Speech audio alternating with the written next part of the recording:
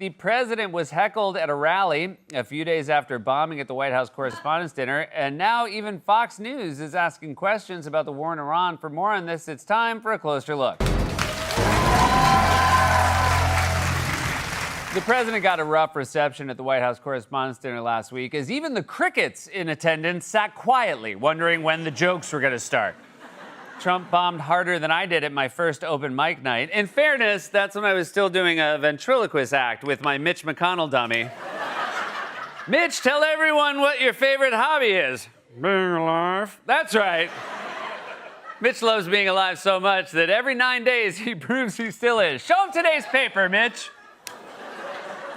It wasn't even when he was telling jokes that things were going badly for Trump. He also had to sit there while reporters for the Wall Street Journal won an award for their story on Trump's ties to Jeffrey Epstein. The Journal's courageous reporting on President Trump's past relationship with financier Jeffrey Epstein triggered the release of the so-called Epstein files, thousands of documents that might otherwise have remained hidden from the public. And despite the president's threat of a lawsuit, the Journal published a story about a provocative letter to Epstein bearing President Trump's signature. That's how bad Trump's jokes were. The clip we just showed was the funniest thing to happen all night. Also, this award was presented before Trump had to go up and do his jokes. And as a comedian, I can tell you that's not ideal. When you're about to go on stage, you want the MC to say something positive, like you know him from his hit Netflix special, or he's performed on The Tonight Show, not you've seen his name all over the Epstein files. In fact, one of the few laughs Trump did get during his speech came when he complained about the award. Wow, that was very beautiful, but this has not been an easy evening, all these awards. Do I have a say in those awards, all those awards? No, you don't get a say on the awards. Otherwise, we know who they would all go to, you. And the winner for closest ties to Jeffrey Epstein is, oh, well, he's having quite a night. It's Donald Trump again. Oh, my God, I can't believe it. Another one, another Epi. Thanks to Jeffrey, wherever you are, though, let's be honest, it's probably hell. I can say that. He was my friend. So the night did not go well for Trump, which is why he retreated to the safety and comfort of one of his MAGA rallies. At the Correspondents' Dinner, his weird cult-like digressions were met with icy silence, but at his rally, you could at least count on some mild applause when he said weird like this. The people that count, those people love Trump. Because I've done more for you than your parents, okay? Your parents are good. I'm not gonna knock your parents, but I have been better to you than your parents. That I can tell you, and they would agree with me. Yeah, my parents would definitely agree. I mean, if Trump wasn't around and I had to do a closer look about my parents every night, this show would suck. And that's when I said, yeah, Dad, I know you have a crush on the lady from Yellowstone. Everyone knows. Seriously, if you're going to say something as cult leader coded as I've done more for you than your parents, at least dress the part. Give us the Jim Jones haircut and glasses. Trump said a lot of weird stuff at his rally and was clearly thrilled to be back in his element among his fellow weirdos, like his Transportation Secretary, Sean Duffy. This is a great gentleman, heads up transportation. He's also world championship tree climber, 5-time champion tree climber. Can you imagine? I only hire these crazy people that do things like that. He was the lumberjack. He was the world champion going up a tree 100 feet, right? That's high. I saw an old picture of you doing it. I said, he's crazy. That's why I like him. That's right. The Secretary of Transportation used to be a competitive tree climber, the absolute slowest and worst mode of transportation. So next time you're on a highway full of potholes or an Amtrak that's late, just remember the guy in charge doesn't care that much because he can always just hop from redwood to redwood. In fact, because this rally was theoretically supposed to address auto workers in Michigan, Trump tried to talk about transportation, but as always, he did it in the weirdest way possible. I had a wonderful father, right? And he was a hard worker. He was in the real estate business. And for him, super luxury. This is the only way. He didn't want planes. They didn't have planes in those days, I don't think. Yeah. They didn't have planes back then. You have to remember, this was in the 1800s when Trump's father was born. He was best friends with Grover Cleveland and John D. Rockefeller. And wait, what the am I talking about? Trump's father died in 1999. I'm pretty sure they invented planes before season 3 of Sex and the City. If not, there definitely would have been an episode where Samantha had a three-way with the Wright brothers. Sometimes there are two Mr. Wrights. Is that so wrong?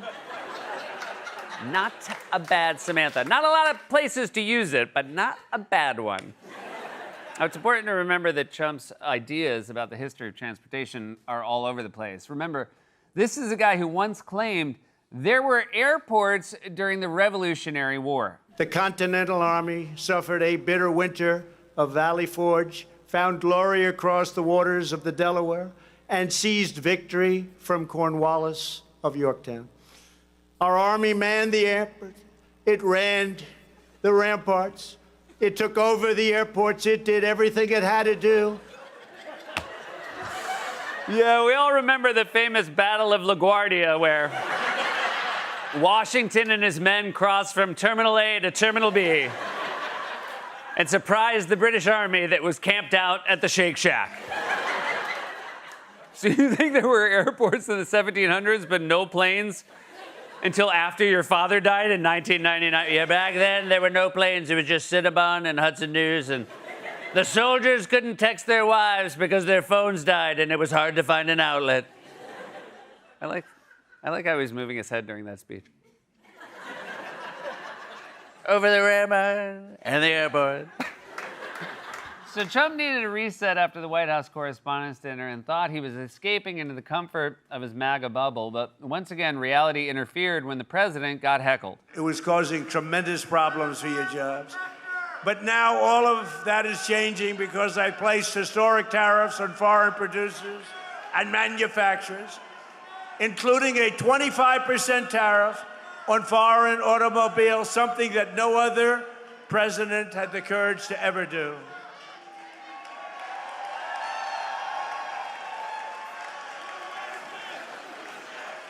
He's a communist.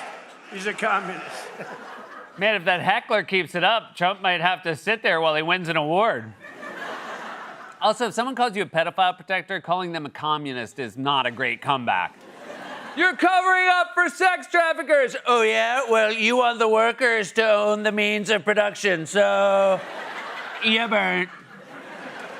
Trump just can't get away from this Epstein thing. It's at his rallies, press conferences, the Correspondents' Dinner. You know the new Trump coin they're releasing? He okayed it before flipping it over and checking the other side.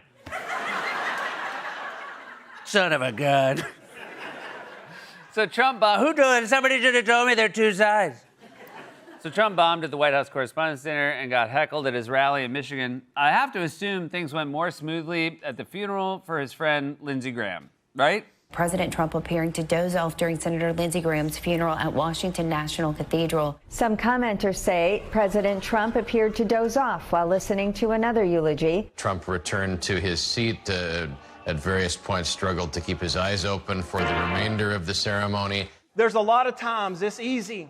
It's easier to bow out. It's easier just to go a different way, the path of least resistance. But he stayed the course. Look, I don't know if he nodded off or not, but he definitely looks like he's fighting sleep hard. He looks like me after I've had 3 White Claws at the beach. And look, I get that running the country is an exhausting job, but you're not sleeping enough, bro. You need to get 8 hours instead of reposting AI slop at 3 a.m. What can we do to keep you awake? Should we have that heckler follow you around just to wake you up whenever your eyes close? I think you deserve tremendous credit for the transformational aspect of our foreign policy for the first time. Trump also seemed to miss some important information, like when his friend Sean Hannity got up and refuted some common mischaracterizations of Graham's legacy. Lindsey, he was often unfairly characterized as a warmonger. I've heard that false criticism a lot. It's not true. The truth was the opposite. Yeah, I don't know where people get this idea that Lindsey Graham was a warmonger, that he loved war, that he never saw a war he didn't like. It's ludicrous and offensive, and it's certainly not something the president would say at this exact same funeral. He was extremely hawkish. I will tell you, he never saw a war that he didn't like. It was literally less than 20 minutes before Hannity spoke. So when Hannity said, "I've heard that false criticism a lot," he meant 18 minutes ago at this podium from the President of the United States. People call Lindsey a warmonger. It's not true. They say he wanted to take over the airports during the Revolutionary War. It's ridiculous. They didn't have planes before 1999. Paul Revere spotted the British by climbing a tree. Of course, the war Graham very much liked was the war in Iran, which the president has either stopped or started or paused or unpaused or restarted or claimed is over more times than he's fallen asleep on television. And again, this week he claimed Iran was begging him to make a deal. Iran took a beating over the last 14